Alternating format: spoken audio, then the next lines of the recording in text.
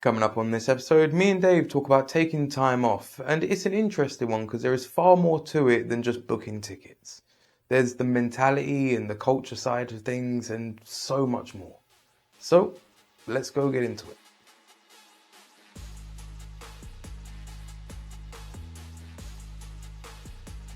What's going on, beautiful people? This is the Perspective Chasers podcast. I'm your host, John. I'm sweating my bollocks off. Hi, sweating your bollocks off. And on this episode, in the spirit of the hot weather, we are talking about taking a break, taking time off, but all of the things that come with it, not just the literal as taking time off or going on a holiday, but as with anything, there's so much more to the mental side of things. For myself, being more of like somebody that's a workaholic or somebody that's always on the go and conditioned to do that, taking time off ain't as simple as booking a ticket somewhere or just having a holiday. Do you know what I mean? And you're in a similar vein, no? We're all going on a summer holiday. Not no more because no copyright. Forgot that's a thing. But there's so many parts where it's just like, you can't switch off at the click of a fingers or just because a ticket tells you to. Like, how many people take their work home with them? They can't switch off their mind when they're on holiday. They can't actually enjoy what they're doing because they've got all of the stress from either what's going to be there waiting for them when they get home or what they've just left behind. So for myself, it takes a few days to even start switching off and to start kind of simmering down before you're kind of ready to actually take some time off and actually enjoy your time in the sense of doing something with it. Like for me, I need that downtime first to actually like switch off, everything to come down to like baseline and then adventure. Yeah, it takes me a couple of days to kind of adjust to being out of the chaos of normality, for sure. I think it's something I'll get better at over time, though, because it's not really a negotiable. Like, I need time off. I need to actually take my mind off of everything and get out of the hamster wheel of life. So I think it's something that the more you kind of do it, the more you will get better at being efficient with how you do it. But see, even that in itself, is that not just conditioning ourselves for chaos? How so? Because you're essentially like preparing yourself to go on that cycle and stay on that hamster wheel all of the time. Whereas, like, that pays into that idea of have 2 vacations a year, work this job, that job, and everything else. Which, if anything, that's creating the bigger need for the time off. Like, I think about this a lot lately. When you see like a simple... this is going to be a bit of a tongue twister for me, but a simple sheep herder in like some backwater country or whatever else, like they don't think about a holiday. They enjoy their life for what it is or whatever else. Like it's us in the modern world that our life is so chaotic. They're like, okay, cool. We'll go away to seek peace and calm down and everything else. But then we're conditioned to the chaos. So we just take it with us. Like even myself, like take my driving, for example. If I was to go driving in another country, am I going to break my bad habits and actually driving a lot more if like the scenic route instead of just driving to get to your destination? Would I enjoy the drive more, or would I be just like I am now? I need to go from A to B and not caring about what's in between. You'd enjoy it more because you'd have to focus more because you'd be pooping yourself at the thought of international police coming after you because they'll take it a lot more seriously than our police do. My safe word's pineapples for the record. I've seen enough about certain European countries and how they treat people who don't want to drive to their rules. Boy, oh boy, I'm good. We digress. Not in the sense of not obeying the laws of the road, but I mean like just being focused on your destination opposed to the journey. I hear you, but then I think that forms my next point really, which is I think we look at time off in a weird way. I don't think we look at it the right way. That's kind of what I'm saying, just probably not going the right way of saying it about it. Like I think too many people look at time off as 2 holidays a year. That's not time off. Yes, those 2 weeks are time off, but there's more time off than that. It's just that we don't want to recognize it. We don't acknowledge it, and that's why we become torched. Now, at some point, you probably are going to get a bit burned out. That just happens. I'm there now. Hi. But that's natural. You're gonna get there, right? Especially when you go like really long stints of doing your thing and not disconnecting. Sometimes you need to disconnect for more than an hour. Sometimes actually you just need a week to actually just completely unplug and just be like, I'm gonna go do something. Yeah. And that's fair enough. And that's what I'm about to do next week. We're gonna go up, be amongst the highlands and some nature for a bit, and actually just take a breath and just be like, I'm good. And that's what I'm looking forward to the most. But like on your day to day, like the sheep herder analogy is a good one. Their life is their life. They're conditioned to that. They'll find things to enjoy. We are all the same. We are just not good at it. And it's pretty difficult to do when you're in an urban scenario. I'll be the first to admit that. But like, it's enjoying the simple things. It's time off for me. Like when I go for a walk on like a Sunday, for example. If I go out around like a nice green area, like one of the big parks or something, that's time off.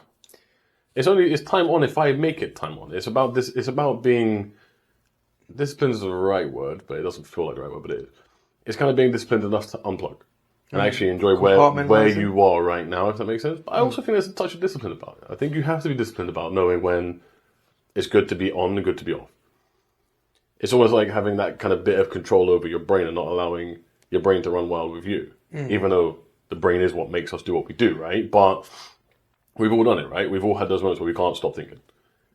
That's life. Obviously, we can never stop thinking. That's what we do, right? That's what makes us an essence. But I mean, we can't stop thinking about what we want to do, what we have to do, what we need to do, what we haven't done. But those moments where you stop that for a second and just go, wow, it's pretty cloud, isn't it? Yeah. They're actually nice moments. When you stand on top of a hill for a second and go, oh, look at how the sun rays coming down there. And that's the only thought. That's like clarity, if that makes sense. Like it's just nice because it's just a couple of seconds out. And sometimes you need a couple of seconds off to just stop. Stop the running around. You don't need to do it right now. You can do it in a minute. Chill. And sometimes you need to do that for an hour. Sometimes it's a day. Sometimes it's a month. Like, it's about picking the spots so that it doesn't become I'm torched and I'm just destroyed. So I don't know if this was his original thought, but one of the guys, I think his name's Stefan from Yes Theory, right? He has this idea that, little shout out, we are human beings, not human doings. But we forget about the being part. Like we're always focused on what we're doing. Spot on. Everybody leads with, if you ask somebody who they are, one of the first few words out their mouth is going to be something based around their career. Absolutely spot on. I had like a weirdly parallel conversation like this with my missus earlier on. And I was explaining like, I'm quite frustrated at the moment because I don't really know what the end goal is. And I feel like I don't know what I'm working towards. So in essence, what am I doing? What am I doing? Don't know. And I think that's a problem. Why does there have to be an end goal? Why do we have to be that linear about how we live? Because you're not guaranteed to get there. Whether that's because you just missed the target or you die. You're not guaranteed to get there. So why do we live so linear? Why do we live target to target like that and then actually just completely like... Well, I need better words than that phrase. That phrase is not a good phrase. Like, we almost decapitate ourselves in a weird way. Like, we're so blindly like, I need to be here at 45, instead of being like, well, I'm here now at 31. This is pretty cool, man. Like, again, like, when was the last time you done anything that was like a basic thing that you might do when you were younger? Like, just lay on a bit of grass, look at the sky. You know what I mean? Yeah. Whereas these days, we're like, oh, it hurts my eyes, I'm old. When was the last time you even tried? Or you tried something stupid, like climb a tree or something, I don't know. You know what I mean? Like, they're the things that we could do whenever we want. So, like, when was the last time you just went out in the rain and just got wet just for the sake of it, just to have a dance around? Like, or you just do stupid things that you just like, do you know what, this is fun. We just don't do it, bro. We're so conditioned to next target, next target, next target, next destination, gotta get here, gotta be there, gotta do that. That's the thing with time off, like, it's easy for like us, and it's not me taking shots, but it's easy to kind of say, well, what kind of life is just going away twice a year? Okay, but caveat that with, if they go away twice a year, actually they're pretty happy. Because outside of those 2 holidays a year, they find little breaks, and they have like the odd weekend away here or there, or they go out with their partners and have like nice dinners and try different restaurants. Surely they're living more. Because it sounds like they'd be living more than me right now. There's two thoughts like that come from that major. Is like, so when I went out with little one yesterday, we went like a little bit sightseeing, but like, obviously she's just a free spirit, so she wants to run around. She's dancing around in the middle of like this square bit and everything else.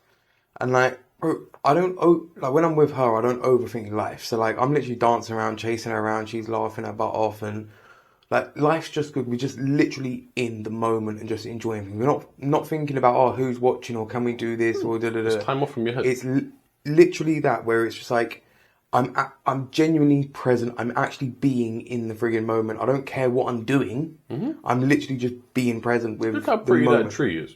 Look how pretty that flower is. Yeah. Look at how the water flows, because they're things how that good she's does that learning. Breeze feel like? But they're all you're living vicariously, because to her they're all kind of still new things, right? I do that so much through her. But this is my point. But like, and that's a great thing to hear. But it's we'll get away with this, man. But then the second part to that is right.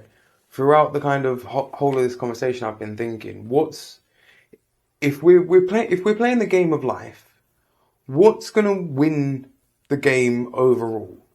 A life that is good on a regular basis, or a life that is great here and there? Us in the modern world, in the 9-to-5 grinds and everything else. Mm-hmm. And I would rather more good days than the peaks and troughs. Do you know what I mean? Like, I agree. But then, again, I think like, you know, playing devil's advocate here. If you have a 9-to-5 that affords you a really good quality of life, that you can appreciate and enjoy, surely you're still winning. Being devil's advocate here, I know we both have our own missions and our own... Look, again, like we have our own drive, right? But again, put yourself in those shoes for a minute, right? So the sheep farmer's not a work-free lifestyle. He's still doing something... Graft! Exactly, right? So the whole idea isn't a life of doing nothing. It's just a life of contentment. Like, yeah, of being content, not contempt. They're two very different things. Very different. So, like, if you can actually be content with your life, and even if you make baskets or you're a barber or whatever it is, if you're happy to go to work, your life is good, your family is healthy, you're healthy, and da-da-da-da-da-da, you're a rich man or woman or whatever you want to be called. Do you know what I mean? Like, life is good. But so many of us are conditioned to this. By 45, you need a white picket fence, partner and 2.5 children, and da-da-da-da-da-da, where it's just like... That's a throwback to an episode a while ago, that's for sure. So there's so many things where we're just like... It goes back to the banana experiment of like, monkey see, monkey do. We're just doing it because that's how life was lived by our family. That's what we've known in terms of like survival and everything else. It's literally just like, well, this is the known method. This is how we know how to live and how to survive, but it's not the only way. It's something that like I've been thinking about a lot recently. Because I remember talking to someone recently who said about a certain culture where, a certain country in Europe where like the culture is very much kind of what you said: have a decent job, get married, have kids, and it's still very traditional in the sense that woman has kids, woman look after house, man make money, man provide for house, and both of our reactions were very negative towards it. In the sense that I think we live in a culture where it's not as traditional like that. Now, you can kind of do what you want, especially if you're a woman. Do you want to have a career? Go nuts. Want to get married, have 3 kids? Go nuts. We don't care. It's not like this is what you should really do. And like they had a specific example about a woman and a man who get married who both have really good careers in the medical field. So they'd be earning good money. But they're planning to get married. And the woman is literally going to give that all up to promise to, like, basically have kids with him and raise them and be a housewife. And I was like, nah, it's not me. Like, I just immediately negative about it because I was just like, man, that just seems like really counterproductive. Like, but then if we're talking about quality of life, but this is what I came back with eventually when I was having that conversation. I was like, well, we're both frowning upon it, but they don't care. They don't care because if that makes them happy. It makes them happy. And surely the ultimate kind of goal is to be happy. Well, look, if we go back to the game of life, right? If you're running this race in order to pass on your bloodline, survive as long as you physically can, and live as good of a life as you can in the interim, Well, then, if you found somebody to share that with, somebody to build a home with, and somebody that's going to take half of your burden, what's the harm in taking taking that kind of seat in life? Do you know what I mean? Like, Yeah, but again, that's a massive perspective thing. Like, our perspective was just, that's not for me. That's not what I would want to choose. But then, what you would want to choose has no bearing. It doesn't matter. And that could be applied to so many different things, right? But like, as I said, I think ultimately, like, especially relating to like time off. Time off is such a good thing. It actually gives you a chance to think about different things. And You know what I mean? It gives you a chance to be a bit philosophical about your own life, right? Because again, like I said about targets, right? We're both the same. We're always thinking next target, this target, then what comes after that target, and what's the ultimate target, what's the goal. But sometimes just disconnecting from that for a second actually gets you really philosophical about your own self. And like, who am I? What am I? What do I want to do? This is the thing, right? Am I actually enjoying what I'm doing now? Because if I'm enjoying what I'm doing now, why am I putting so much pressure on the next? Because the next doesn't really matter. Like, as long as I'm working towards something and I'm not backtracking, and I'm not going to get myself screwed over, and I'm protecting the now. If I protect the now, I'll probably protect the near future. If that makes sense. Like by holding down a job, X, Y, Z, right? So I'm not shafting myself in 3 months' time. Yeah. Or 3 years' time. I'm not going backward. So why do I need to stress so much? And it's something I've been asking myself a lot recently. Why am I getting so wound up?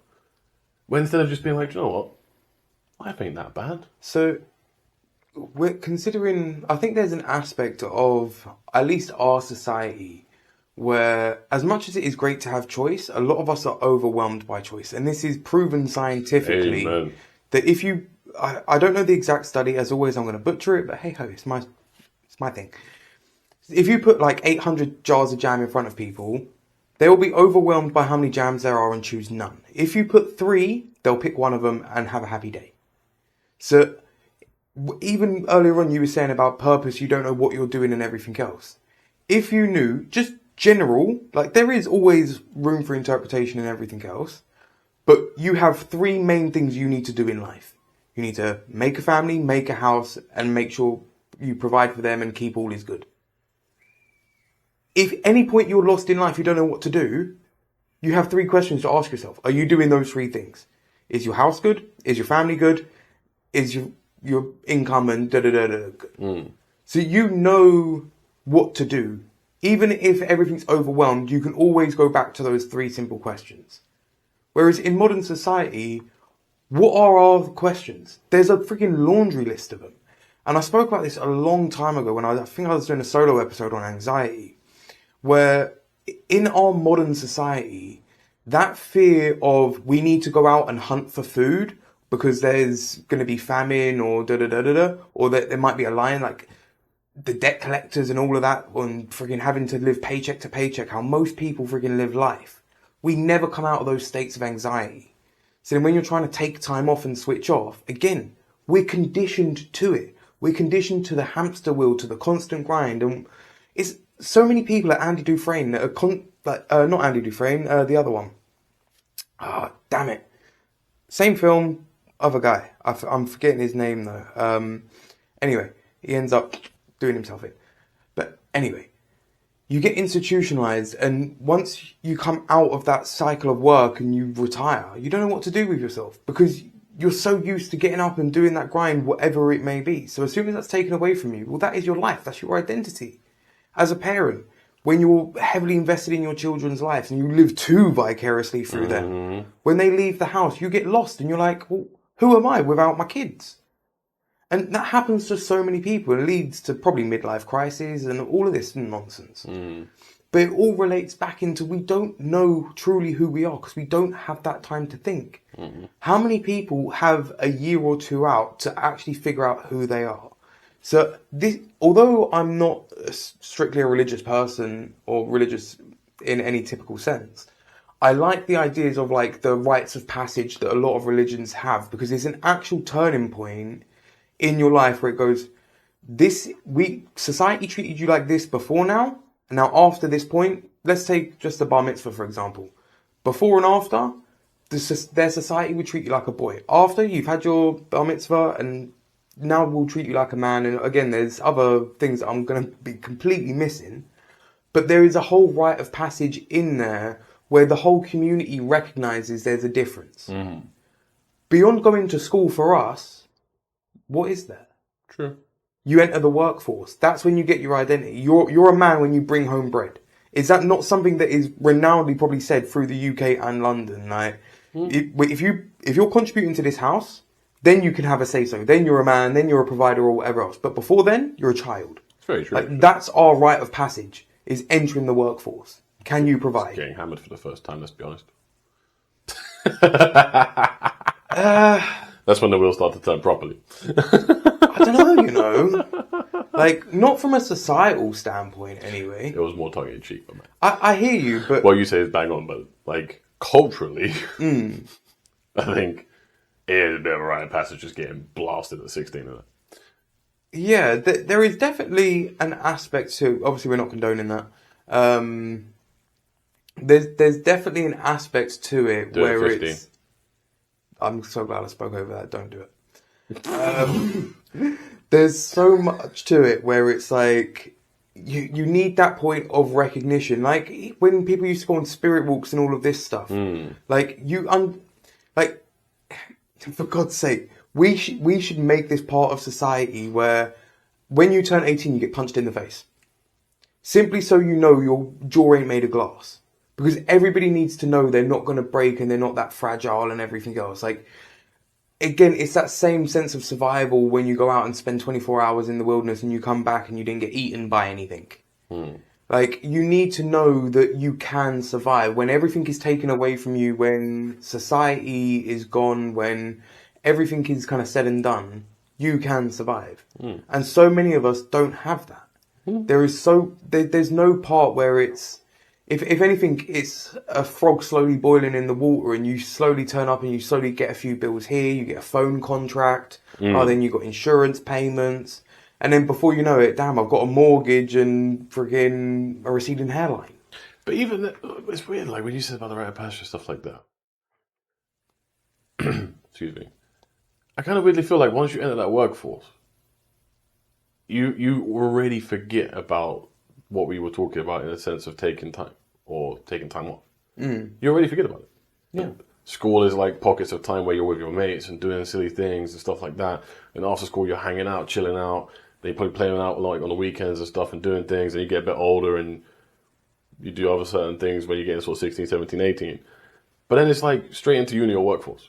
Now at uni, you're probably a bit more of that culture where you obviously will go out and do things. So you still technically have that kind of time off. But even then, the time off is skewed because it's more about socializing and stuff like that. Not actually taking time off for this. It's taking time off of the study, the grind, but doing something else that's still burning you anyway. But even then, if we look at it from a cultural and a societal standpoint, they're still looked at as children. You're still in some form of education or whatever else. I feel like they're in a weird limbo. Yeah, 100%. You're not a child, so I can't. I can't speak down to you. Yeah. But I don't recognize you as an adult like I recognize me as an adult because you're a student. Yeah. You've still got a label. Yeah. Whereas I'm the same age, but I don't have the label. I'm a worker. Yeah. I'm a man. Like, I have to go do some stuff. Even though they're doing something that's going to better them down the line, and they're doing something that is perfect example. Moving into workforce just a different way than what we would have done, right? We went straight in, I'm using my hands. Straight in. Whereas they're like, no, I'm going to work on this a little bit and then come back in. So they're going to meet us when we got to this step, but we've had to grind to get there. They've had to grind a different way too.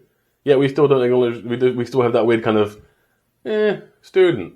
But then, so there's multiple layers to this, right? So, as like with the approach that we took, by the time we was 2021, we was earning some money every month and everything else, and the people that were studying were going into debt, so they were going negative. And like a lot of people that go to university, again, I'm probably going to butcher this, but they don't end up actually using what they friggin' went to uni to study and everything else. They end up doing something else. They might have to pick up a part-time job along the way and then they'll slowly maybe work their way up in that or whatever else. But like, everybody finds their way to manage and it's always that slow boil, even if it is that weird limbo stage. And that's the perfect way to put it. It is a weird limbo stage where it's like, yeah, you're not a kid, but you're not fully an adult, you're not providing, you're not into the workforce, you're not paying taxes yet, you're still studying, da-da-da-da-da-da. So like, whereas me at 21, if you tell me I can't go, like, I have to put my hand up to go to the toilet, I'm going to tell you what for. Whereas if you're in a lecture at 21, you still got to put your hand up. I'm not quite sure you have to put your hand up in a lecture, mate. I think it's a little bit more laid back than you might think. Maybe. But I don't quite think it's as rigid as a classroom. A lot more people, you know what I mean? A lot bigger space. true. Think more auditorium than classroom. So you probably just bounce out the back and bounce back in. It would probably be like how like kind of work events are. You know what I mean? It's like work training. It's where it's like, if you need to go, just go. It's easier. It's less disruptive. Just jump back in. You know what I mean? I don't think it would be as so I'd be that guy that falls over 10 hard. people on I my way literally out. was just thinking that. So It's like that classic cinema thing, isn't it, where you start buckling and it's just like, oh, allow me. Or like when you're on a flight but you got that middle seat and you're like, why? I got one person to get past. I know I'm fumbling it. And now I'm in the other row. there's so much that is like, yeah, it is true. Like, we're not conditioned to have that time off. Once you're in that workforce, society it's that hamster. Beats it out of you straight off the bat. But again, I think. But everyone stresses, hey, you know you have this much holiday to you. Reddit, please. But they want it on their terms. Reddit, please. Let's be fair, mine's on my terms, but I'm just like, the amount of stuff I'm having to wrap up and get in place just so I can go away for a week. I'm like, this is long. But even still, like, if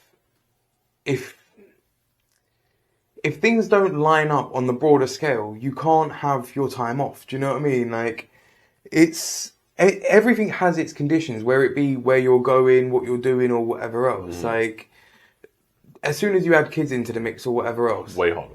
a lot friggin' harder trying to time it between like term times, this, that, and everything else, like locations. Gotcha. But there's so much where it's not easy to switch off. No. Like, society doesn't set you up to be able to take time to think and kind of grab your bearings or whatever else. No. Like, especially if you're kind of working your way up in life. And I know that even saying that, it sounds like a kind of, oh yeah, boo-hoo, I'm trying to like work my way up and I can't take time off from it. Like, kind of redundant complaint. But at the same time, like, I'm such an advocate for it doesn't have to be that way. Like, if we was to just kind of take a bit of pressure off and make it so that, like, whether you're religious or not, society accepts that there is a point in life where you're kind of going from a kid to an adult and you're in this limbo phase, whether you're in uni or not, you're still kind of figuring things out. And you need a little bit of time away from your family home and where you actually grew up to figure out who the hell are you? What parts of your, like, childhood and the things that you've grown up learning do you want to take on into your adult life, and what things do you want to change and adapt, and an actual like turning point so you can say like, that's the moment I become a man. Because beyond losing your V card, friggin', when can you say was the moment you become a man? Or drinking, whatever age that may be. Like, I mean, in a weird way, drinking or fornicating, that's the two rites of passage. in a weird way, if I was to be properly open-minded about this, I could say that I've only just recently become a man because this is my ultimate form. Where I'm a lot more level-headed, a lot more open-minded, a lot more empathetic, a lot more duty-bound, responsibility-bound, honor-bound. Like, I'm a lot more aware of what I'm doing, how I'm doing it. Like, I'm being incredibly facetious, I guess. Because I know what you're saying. You're looking for like a defining turning point of boy to man. Which technically would be age of suffrage, which is 18. But at the same time, that makes me think about like a bit of Goku friggin' transformation, and every form he thinks is his last form. Like, if you're maturing and getting better with age, how do you know this is your ultimate form? You may look back in 10 years from now and be like, well, he didn't know what he was on about. I was still a bit of a man-child then. I was this, I was that. Do you know what I mean? Like, even myself, like, little one's 5 this year. And the amount I've changed in those 5 years, but another 5 years, and I'm still going to be like, yeah, I thought I was a domesticated man then. Now, like, it's completely different. Do you know what I mean? Like, so there's so many parts of life, but then there's no key turning point where you can say that's it. Whereas somebody with like religion or more culture on their side can go to a point where, oh, that was the date where I had my bar mitzvah, or that's the day where I had my spirit walk, or that's the day where I'm running out of things. Oh. But you get the point. So there's so many instances where we just kind of gloss over that. And I think that's part of the reason why so many people are lost. We don't know what the hell we're doing. We don't know where we're going. And when we tie it into like the kind of goals and the relationship side of things and the idea of the white picket fence and everything else, we don't have that list of things because there is so much to choose from. Like you can literally choose every part of life these days. Decide what you're being called, decide how you're friggin' dressed, decide what colour your hair are, what colour you're friggin'... Like, I've got tattoos, I'm changing the colour of my skin. Like, there's so many aspects of life that you can change. What the hell do you choose? You're literally overwhelmed by choice. And I think it's the same problem in like the dating scene and that, where it's easier to find a new relationship than it is to fix one. True. So many people just jump relationship to relationship or career to career. Like, society tries to move you so fast to keep you on that hamster wheel. We don't give you that time to think. You don't give you that time to kind of recalibrate or whatever else. You're just trying to friggin' swim in white water. True. Is there any tips that you have for switching off? Make a routine. Like, find time that works. And don't always focus on, like, the big breaks where it's like, I'm going to have to take 5 to 10 days off. That will come, but when will it come? Hard to predict. Normally costs a lot of money. Or normally means that you just have dead time. You don't always have that much time to wait. But, like, find routine in your week where, like, there is dedicated spots where it's just, this is my minute. This is my time. Go for a walk. We've said this way back when, right? And don't take your damn headphones. Just walk, man. Just listen to the sounds. Just actually tune into what's going on. And forget about everything else for a second. Like, when I go out for a walk these days, like, that's what I find that focuses me really easy. Because I'll still have that over, like, that kind of thinking about everything. But in the minute I kind of start hearing the wind a little bit, seeing the trees, seeing this, I'm like, oh, I got things to focus on. And it's weirdly like a bit of a cheat code, but it's just replacing a focus with focus. But at least that one helps me switch off. So, like, to me, it's routine. You know, find something that works where you can actually be philosophical for a second, actually think for a second. You're not going to have the answer straight off the bat. No one knows the meaning of life, really. But if you ask yourself too grandiose a question like, what am I? Or, who am I? You are going to absolutely spiral. What is it to be alive? There's way too much to comprehend. But if you just chip away at it over time and actually just have those kind of thinking breaks and make it a routine, like you would a workout routine.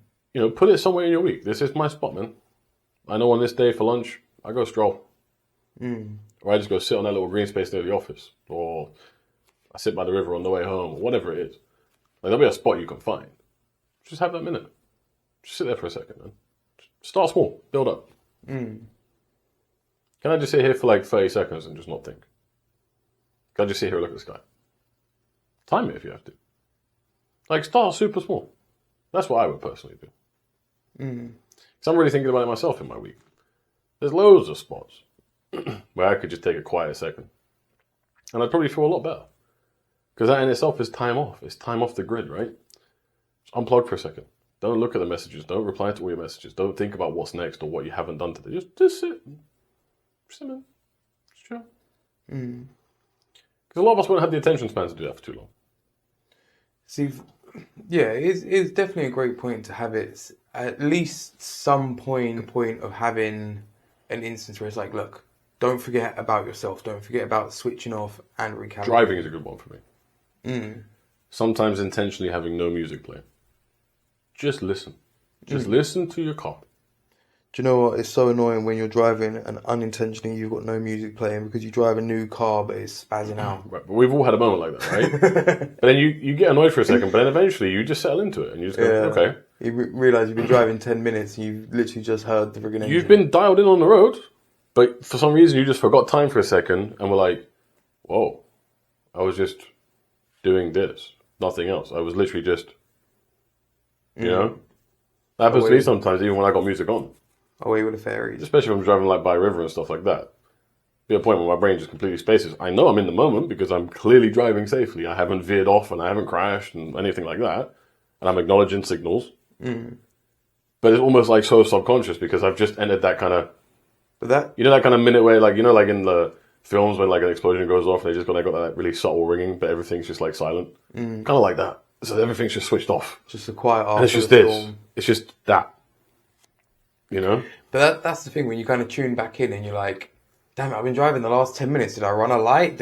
What did I do? But, you know what I mean? But that's the thing, like, I kind of have that panic, but then, like, the thoughts don't just hit me and go, I kind of just go, I don't think, don't think so. And I kind of just ease, and I'm like, oh, that's cool. And I'm kind of still in that mode, like, just way more alert and cognizant of time again, but, like, I don't get hit by everything all at once. I'm just like, okay, we can do this, sweet. I'm just going to chill and just enjoy the rest of my drive. How long have I got? Sweet. Yeah.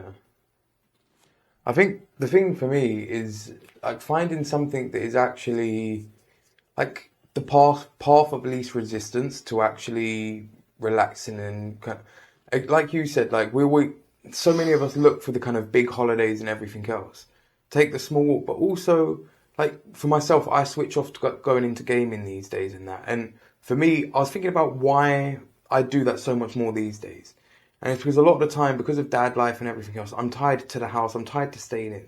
So I found something that allows me to switch off within my confines. Like, it's said in so many prison films or whatever else, but you can physically be in a prison, but mentally be free as a bird. So if you can find your own way to be mentally free, whether... Because even like while you were saying like go for a walk and everything else, I was thinking like, yeah, but if you're in a hustle and bustle city, it might not be the same. Like that, some people might have to go an hour out from where they live just to walk in a decent sized park or green space or whatever else. Like the world is configured very variously across its terrains. So everybody's going to have their different things. So finding that path of least resistance for yourself, making relaxing easy. Having a spot in your house where you can relax. The thought of just having like one of those oversized bean bags and a place where it's just like, you're not working here. If you're in this space, like an egg chair or a hammock or whatever else, where it's like, look, this space is to just chill, switch off, read a book, play a game, watch a film, listen to some music. Whatever it is that allows you to have that time off. Exactly. Like, just make it as convenient and... as what's the word? Just it's low something, but I'm spacing on it. It's not low entropy. My mind's trying to be too sophisticated now. Anyway, make it easy for yourself. Like, don't put it up on a frigging pedestal and that. If it's something that you've always got to save a couple of grand, take 2 weeks off of work and everything else, yeah, it's gonna be frigging hard. But if it's something that you can be like, hey, I can phone a couple of mates, go play some frisbee, go for a bike ride down the canal. Go for a walk with the missus, take the dogs out, whatever it is. Find something that you're like, hey, this is my time out. Literally. And enjoy it. 100%. And don't just live through your phone. Again, like I was spent some time in the city freaking where literally all the tourists are and everything else, and everybody is experiencing the world through their phone. But when you do that, you can't actually remember the world around you. You're not actually stimulating your senses. You're not observing... your phone is. And then you're observing your phone. You're trying to experience reality through a prism. Like, no wonder nobody can remember things these days and everything else because your phone does it for you, literally. Your phone is having a better experience on this planet than you are. So be aware of it. Put your phones down. Leave them inside on your walks or whatever else. And hey, you might not save the picture, but you'll have the memory. Exactly. And that is going to be far more important. But it is getting far too hot in here for us to have t-shirts on. 100%. So we're going to go get nudie. Sign up to the Patreon if you want to see that type of episode. But the seed for this episode is going to be, no matter what it is, take time to think about how you're going to switch off. How you can take time out and make switching off more accessible. Because so many of us in this hustle and bustle life don't take that point to say, cool, this is where I've stepped into the serious side of life, and I'm a man or I'm a woman now, or I'm the bipolar penguin, whatever you want to be. Take that time to actually think what you want to do and set yourself a couple of baselines. What do you actually want from life? What are your non-negotiables? You don't have to come from a strict background or a religion or culture to say like, look, I've got a couple of things I want to achieve within my life. That could be making a business, making a family, whatever it is. And make them your non-negotiables. But then take some time off in between to enjoy life as it is. All the best, and we'll catch you on the next one.